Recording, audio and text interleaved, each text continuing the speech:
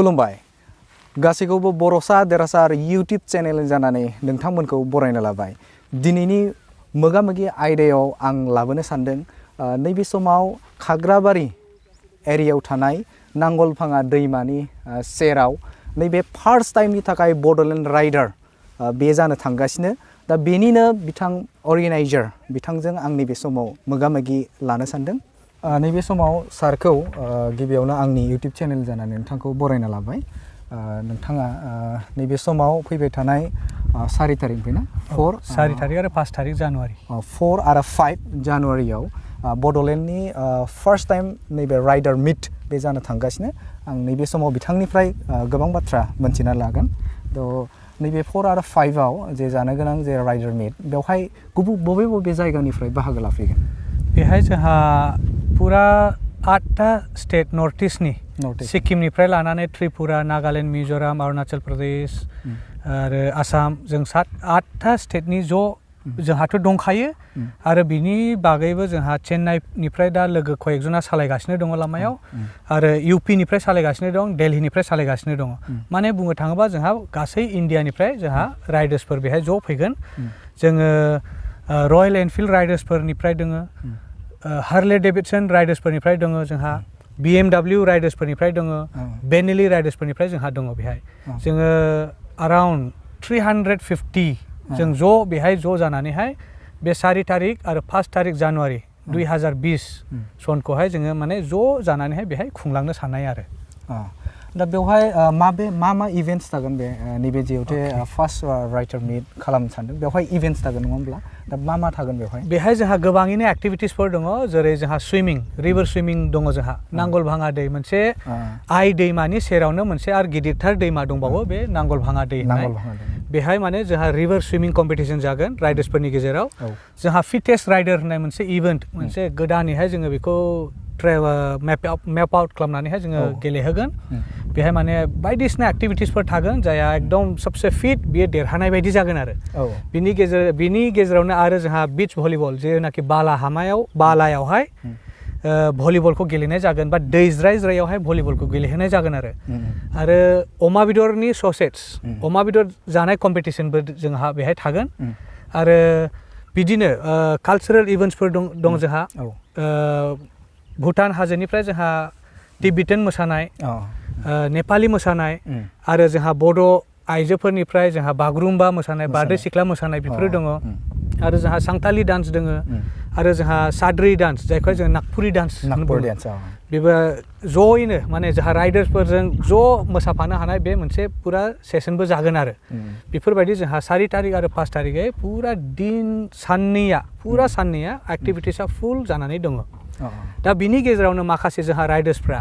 खालामाथिया बेनिफ्राय 12 किल'मिटारल'सो जायो बे जायगानिफ्राय आरो गेलेम्फुआ जोंहा बेनिफ्राय भुटान गेलेम्फुआ जोंहा बेनिफ्राय 35 किल'मिटार 35 किल'मिटारल'सो जायो आरो मानास नेशनेल पार्क जेनाखि पानबारि रेन्ज बेनिफ्राय अनलि 60 किल'मिटार जायो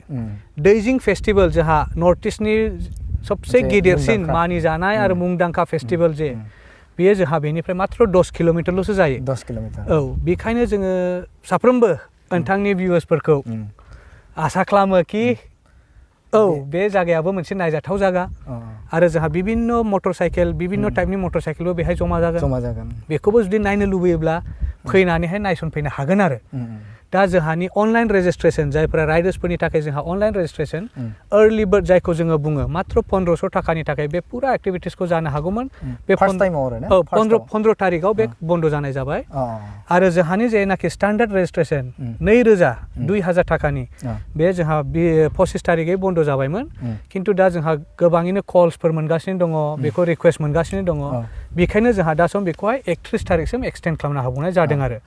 दा जायफ्रा बेहाय फैनानै गेटआवहाय डाइरेक्ट जों एन्ट्रिखौहाय बायगोन बिसोरो 3000 होनानैसो हाबनो मोनगोन आरो बे जायगायाव 3000 थाखा होनानैसो हाबनो मोनगोन आरो बे जोंहानि मोनसे स्टैंडार्ड अपारेशन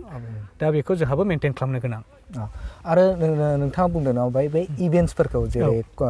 नैबे दाउज्ला सौलायनायनि बाथ्रा बुंदों नङा होमबा अमा बेदर जानायनि बाथ्रा बुंदों दा बैफोरखौ सोर पार्टिसिपेट खालामगोन बायदि दा जेनेबा जेनुइन सुबुंफोरा ना नैबे राइडार बिथांमोनानो बे इभेन्ट्सखौ पार्टिसिपेट खालामगोन बेखौ एसे फोरमायना होयोब्ला मोजां जागोन। मोनफ्रोमबो बे एक्टिभिटिसफोर जेनाखि जोंहा बेहाय स्पर्टिं एक्टिभिटिसफोर जागोन बेफोर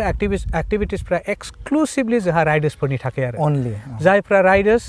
बिसोरो जायफ्रा बेहाय आलासि महरै फैगोन राइडार्सफोर बिसोरनि थाखाय एक्सक्लुसिभलि एक्टिभिटिसफोर जागोन आरो जायफ्रा माखासे लोगो लेबाफोर खाथिनिफ्राय नायनो फैनाय बा गामियारिफोर नायनो फैनाय बिसोरो बेफोरावहाय नायफानो हागोन बा जेनाखि जोंहा स्टलफोर थागोन बेफोराव मुवाफोर बायनो हागोन मुवाफोरखौ नायनो हागोन बा इभिनिंआव जेनाखि श'फोर दङ बेफोरखौहाय जायफ्रा सिङाव हाबनो हाबाय बिसोरो माने बेफोरखौ गासैबो नुफालांजोबगोन आरो जेनाखि स्पर्टिं इभेन्ट्स स्पर्टिं एक्टिभिटिस बेखौहाय जोंहा एक्सक्लुसिभलि अनलि फर द राइडार्स खालामनाय जागोन आरो लोगोसेनो नैबे माबा बुंदों नामा श' दं होननानै बुंदों दा बेयो इन्टारनेसनेल सोरबाफोर फैगोन नामा नेसनेल लेभेलनि जोंहा बेहाय सिंगारफोर बेहाय जोंहा मोनथाम रक बेन्ड गुवाहाटीनि दङ आरो मोनसे जोंहानिनो मानिजाग्रा जोहोलाव बेरे बेन्ड बिराजआ बेहा जोंहा बेयो जोंनि बेहाय 4 तारिख बेलासि पारफर्म खालामगोन दा सम बिराजआथ' बिराद नामदांखा जोंहा बर' हारिनि गेजेराव मोजां रोजाबो मानिजानाय रोजाबग्रा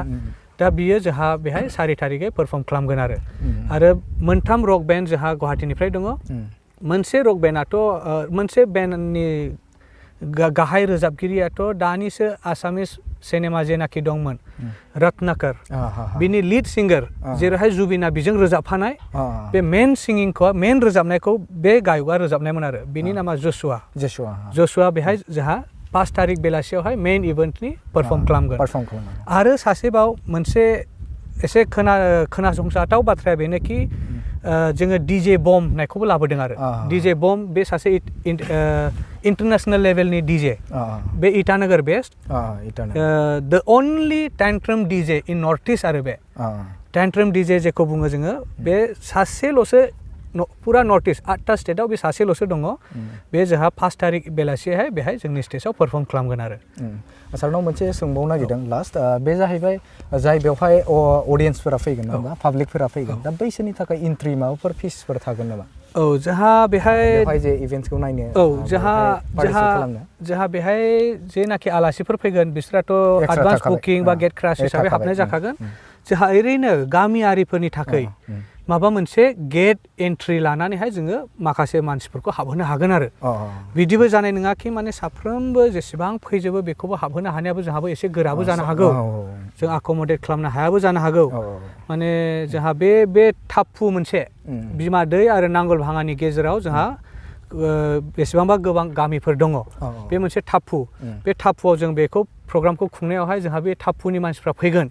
जों बेखौ बिसोरखौ गोजोनैनो जों नाजावनानै जोंनि जेनाखि प्रग्रामफोर बेखौ आरामसे दिन्थिहरजोबनो हागोन आरो जोङो बेवहायथ' सिकिउरिटिनि एरेन्जमेन्ट बेहाय जोंहा डिसि अफिस एसपि अफिस बा बेफोर गासै जेनाखि लजिस्टिकनि जेनाखि एडमिनिस्ट्रेसन पारमिसनफोर जाजोबनांगौ बेफोर गासैबो क्लियर जोबखा जोंहा दानि समाव दे नोंथांखौ नैबे समाव जाखिनि नैबे जानो गोनां बड'लेण्ड राइडार फार्स्ट मिट नङा होमब्ला बे जानो थांनायाव आं विश खालामदों नोंथांमोननि जे टारगेट खालामनाय थांखि लानाय बे जाफुंसारथों आरो नोंथांखौ आंनि चेनेलाव जिखिनि बाथ्राखौ फोरमायना होनायनि थाखाय साबायखर थाबाय आरो बेहाय फैनायनि थाखायबो नोंथांखौबो बहुत साबायखर थाबाय आरो थेंक इउ दा नोंथांफ्रा नायगिरि लोगो नोंथांमोना नैबे जायगायाव नोंथांमोना गासैबो जिखिनि बाथ्राखौ बिथाङा बुंबाय दा बेवहाय नोंथांमोना गुबुन गुबुन जायगानिफ्राय फैनाय राइडारफोर नेशनेल लेभेल इन्टारनेशनेल लेभेलनि बिथांमोना बे जायगायाव फैगोन आरो लोगोसेनो गोबां नैबे कालचारेल बिथांमोना बे जायगायाव दिन्थिफुंगोन आरो बिथांमोना फोरमायदों जाय बिथांमोना गोसो गुदुं राइडारनि थाखाय दा बिथांमोना दासिमबो रेजिस्ट्रेसन खालामनो हायो आरो जाय बिथांमोना नैबे 31 डिसेम्बरालागै जाय बिथांमोना खालामगोन बिथांमोना 2000 होनानै बा 2000 होनानै बिथाङा रेजिस्ट्रेसन खालामनांगोन थ' लोगोफोर नोंथांमोनखौ बे जायगायाव गासैखौबो फैनानै बेनि गासै नुथायफोरखौबो नायफैनो थाखाय गुरै खावलायबाय आरो लोगोसेनो नैबे समाव आंनि चेनेलाव नोंथाङा जुदि गोदान फैदोंब्ला अन्नानै आंनि चेनेलखौ शेयार खालामनो थाखाय गुरै खावलायबाय आरो लोगोसेनो साबस्क्राइब खालामना लानो थाखाय गुरै खावलायबाय थ' गोजोन्थों जय बर' हारिनि जय